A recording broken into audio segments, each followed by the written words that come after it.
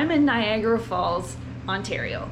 Took the GO train down, and it started raining just before we hit St. Catharines, and it has been pouring, like coming down. I'm drenched just going from the taxi to the office to register at the hotel. So here's my room. This is the Blue Moon Motel. It has something very, very, very smelly here. I'm gonna have to try and find it and bury it. Look at the swans. And I have, I have a heart-shaped jet tub just for me, and a fridge and a microwave, TV, and the toilet and shower. Okay, so I have come to Niagara Falls because my other plans for the long weekend had fallen through. So at the last minute, I decided, well, I've never been on a winery tour in Niagara, so here I am. That's what I'm doing tomorrow, and tomorrow is supposed to be sunny and hot. So that will be nice. I have to check my suitcase to make sure that everything inside is not completely drenched, and if it is, I need to hang it up. So I'll catch you in a bit. The suitcase itself is drenched on the outside, so I just put it in the tub. And I'm just gonna put my food in the fridge. Yes, there's food in Niagara Falls, but I am arriving a little bit later in the evening, and because of my food issues, I never know if it will be easy to find food. So I just brought my own. Tomorrow for the winery tour, it's a 5.5 hour tour, and there's a stop somewhere along the way for lunch, but I don't know what the restaurant is that we're stopping at for lunch. So I brought food with me, and I'll just take that with me tomorrow. For tonight, I just brought some backpacker food. Well, I brought some a tuna packet, and just some vegetables. So I will do that for dinner. It's probably almost 8 o'clock now. And I am very tired because outside of my apartment last night, they were scraping all the asphalt off the road. So it was just all night long, just graters and jackhammers and machinery beeping. So I didn't hardly sleep at all last night. So I will probably just have a bit of a snack and then go to bed. And then tomorrow morning I catch the bus to the winery tour. Catch you later. Good morning, everybody. I hope you can hear me. I'm outside. I'm just waiting on the coach to take me on the wineries tour. So there's a few other people here as well waiting. I'm a little bit early. And so I walked over here from my own hotel. When I was making the reservation for the wineries tour, it said it picks up at this hotel.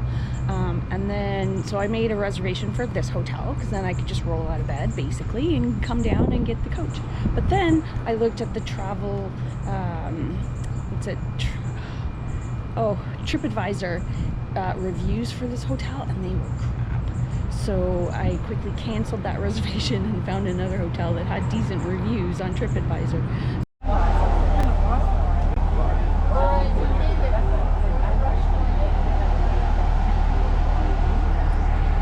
I would be afraid to misinform you, and I would also be afraid to repeat stuff that they're going to say.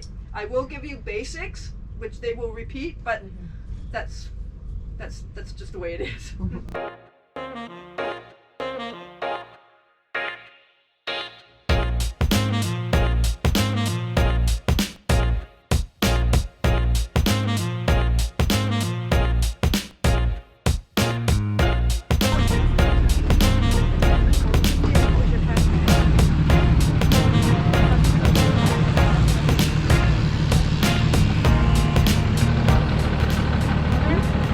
I think it's going to be noisy. They're doing laundry.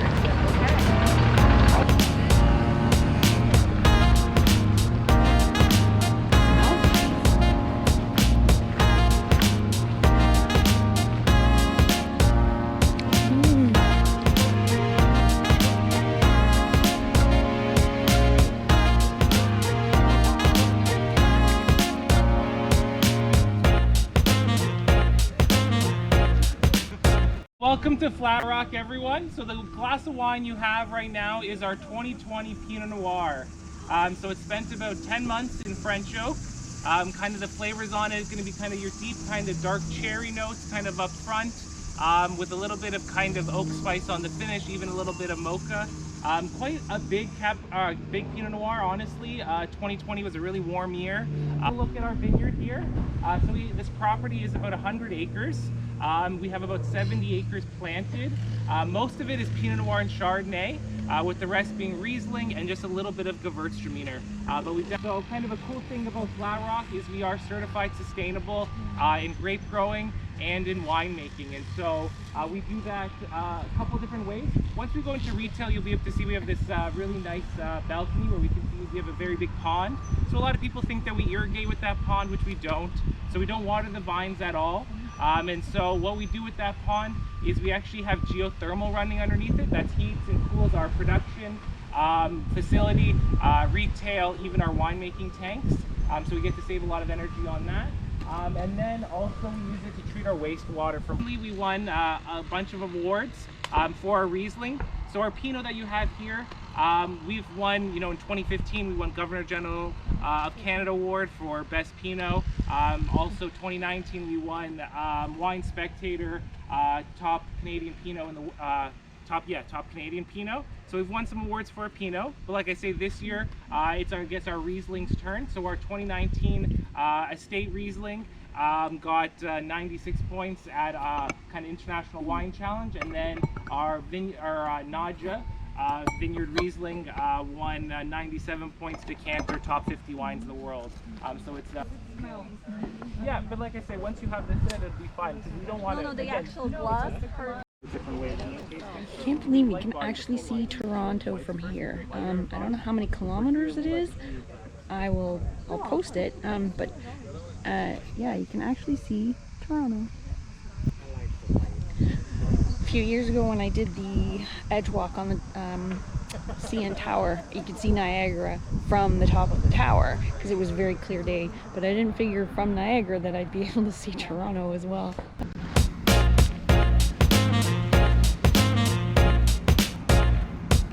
Go baby go.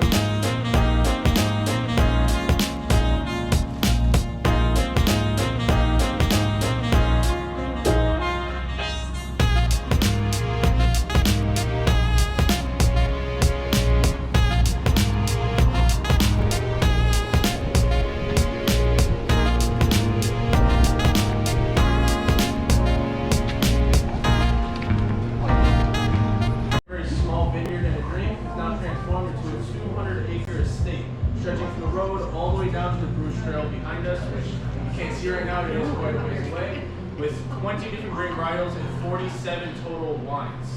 Today we have you started off on our Sauvignon Blanc.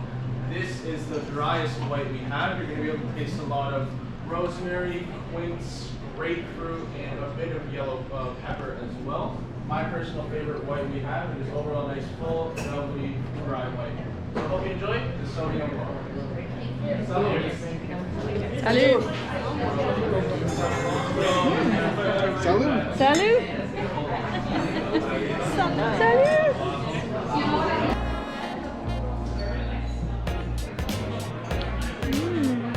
This is a sparkling red. It's very nice.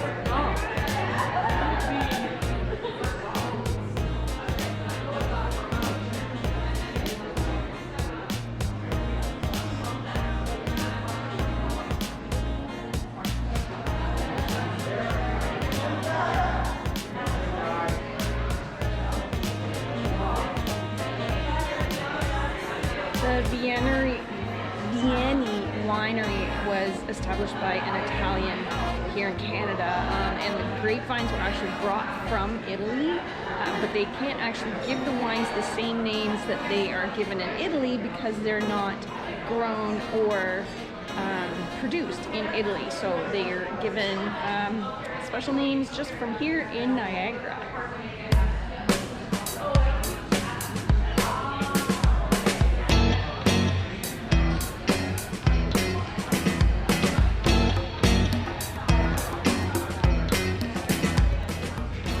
Look at all the fizz.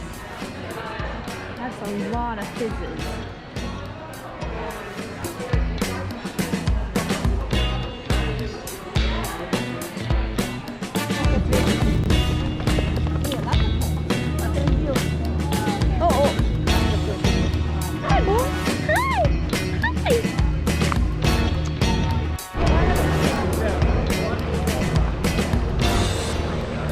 Now we are at stop number 3, Puppycomb Farms.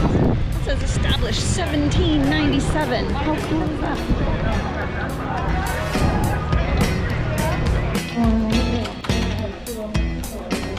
Hi! I'm easily distracted by dogs.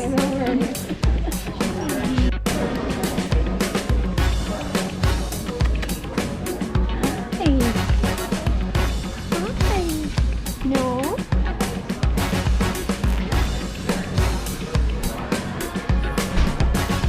They also have a bunch of rescue animals here at the farm.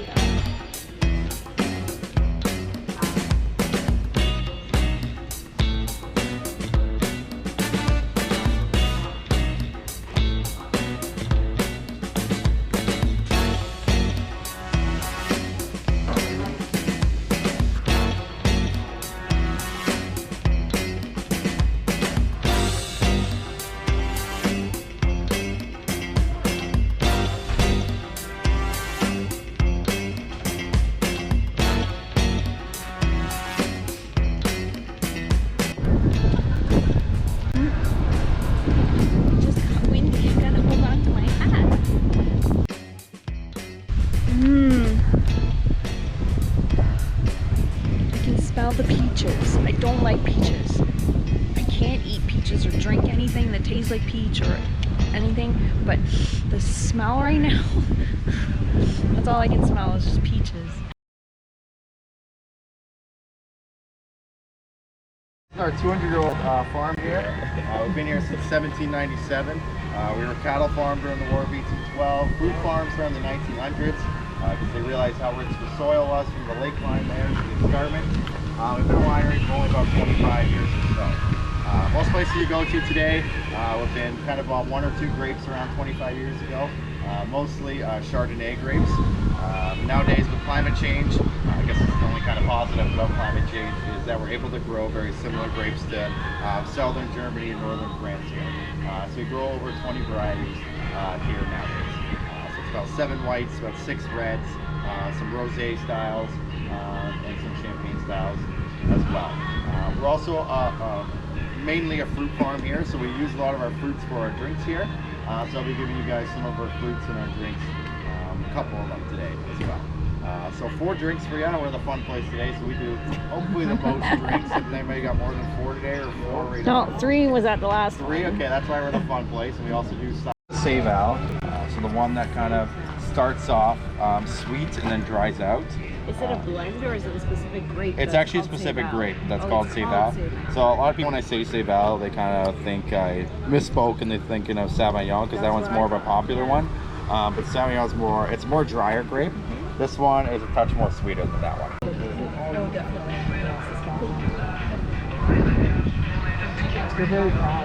I can't. It smells good. I can smell it as soon as you open it. Yeah, it kind of has like a strawberry kind of note to it too, you'll taste. Well, that's what I was trying to figure out. Someone why it tastes like strawberry. It's not because it's strawberry. I always just a smidge. I don't want to waste it. A little taste like that? I'll just have a very small taste as well. I'm not a huge fan of peach. Thank you. Just like that? Yeah. Wow. Okay, so sit here.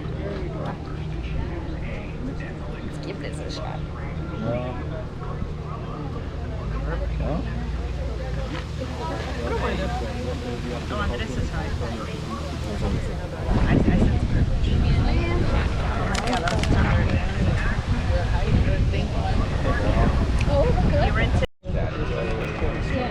Sangria coming up.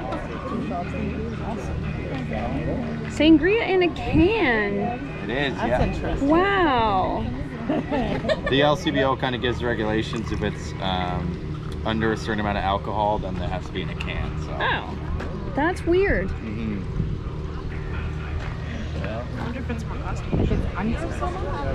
Yeah. Yeah, so I think it's like around 80%, so around that. So, but then they'll call it like red wine almost sometimes. Get you right in the cheeks. A little bit tart.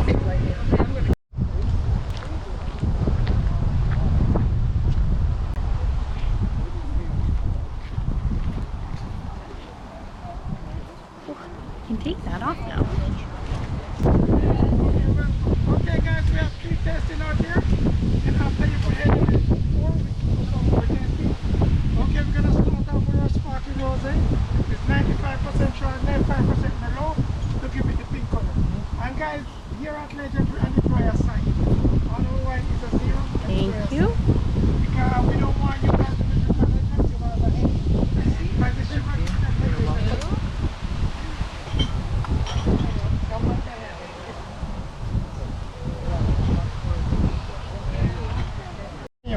and this one here, 2009, it produced, if you guys heard about Walk a Mile in Your Shoes, it's for that event. It's for local woman shelter. So when you buy a bottle, every dollar go to the local woman shelter here in St. Catherine. And it's on sale right now for $10. Buy the case, you get it for $100. So all the diva here support the local woman shelter. You guys ready for the second one? Yeah.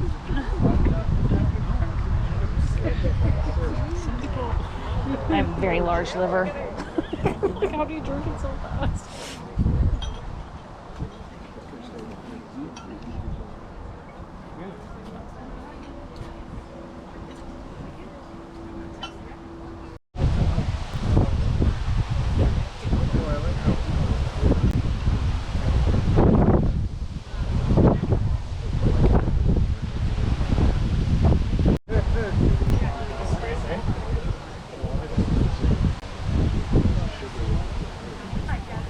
Alright, it's a cat melon. Here we go. It's a red. If you guys just gonna start to drink red, Tell me when. Okay. no, then Tell me when. Because Are you a heavy pour? That's good, thank you. yeah, I'm not. That's not my job. Oh,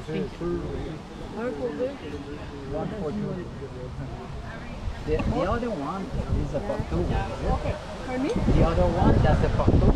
It's all 3 of them. Yeah, bottle. Yeah, that's a bottle. The room.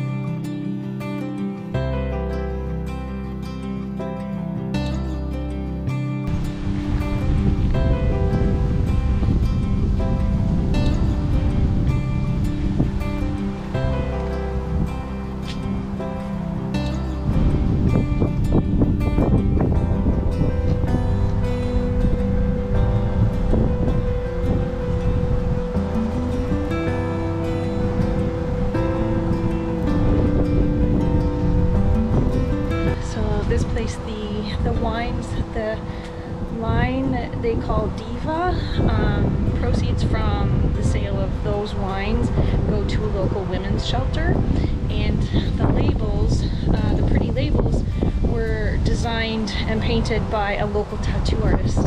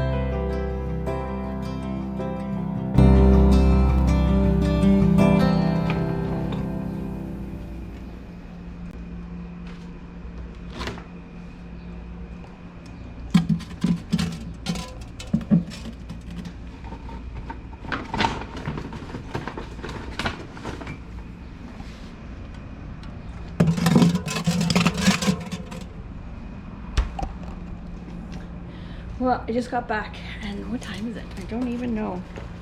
That was a long walk from the hotel pickup or the drop-off part. It's like 20-minute walk, but I bought lots of wine today, and it's 4:30. So I am just going to go across the street. There's a grocery store just across the street. I'm gonna go and get myself something to eat over there because it'll be a little bit less expensive because I got lots of wine. See, there's wine in there and wine in there. So I bought something from each of the wineries that we stopped at.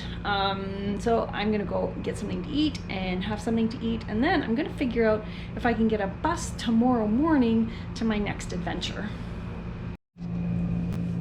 So we got to the grocery store. It's not a high-end grocery store. It's a budget grocery store, so there wasn't a whole lot of stuff. But if you're traveling on a budget and you don't want to spend too much money eating in restaurants all the time, just go to a local grocery store and get like the pre-made meals if they have them. This one didn't, but it had like this package of fruit and this package of prosciutto with some cheese, and then I also have that I brought with me a snack pack of olives. Olives are very yummy and very good for you, and this packet of seaweed, which is also very good. So you can travel on a budget. Meals are probably going to be, other than like the room itself and getting there, one of your biggest items is going to be food, but you can do it a little bit less expensive just by going to the grocery store instead of going to a great big huge restaurant.